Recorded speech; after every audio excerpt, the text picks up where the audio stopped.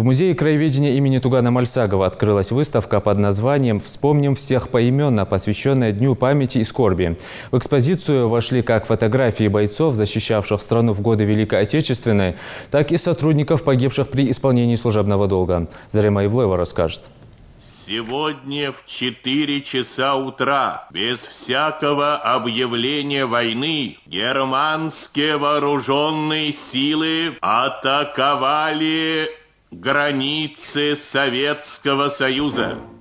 22 июня 1941 года Вячеслав Молотов обратился к советскому народу с пугающей новостью. Началась война, а это значит, что совсем скоро смерть щедро рассеет свои семена по всем городам.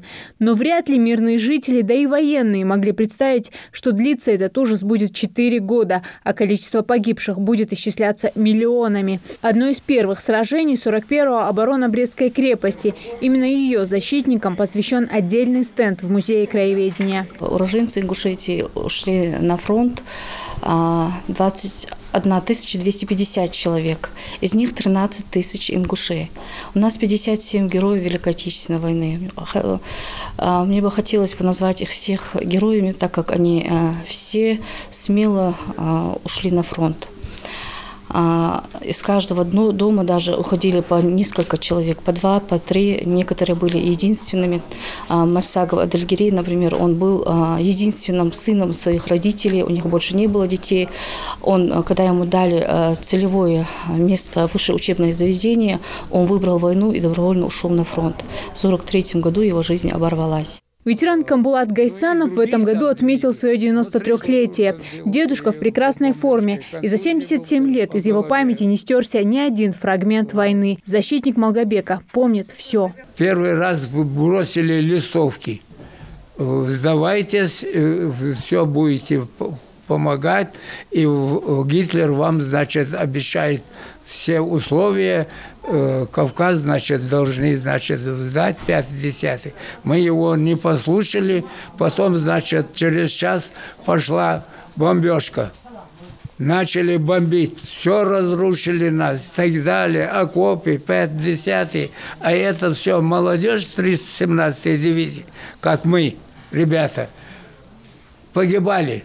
Для нашего народа 22 июня особенно трагичная дата. Больше, чем через полвека, словно дежавю. В 2004-м на Ингушетию вновь нападают враги. В эту кровавую ночь с 21 на 22 более 500 ингушских детей остались сиротами. Как известно, основными жертвами бандитов стали сотрудники правоохранительных органов. Одним защитникам Родины было суждено пройти всю войну, но при этом прожить долгую жизнь. Другие же погибли молодыми и в мирное время. Мы никак не можем забыть этих людей, которые безвинно погибли в ту ужасную ночь 22 июня 2004 года.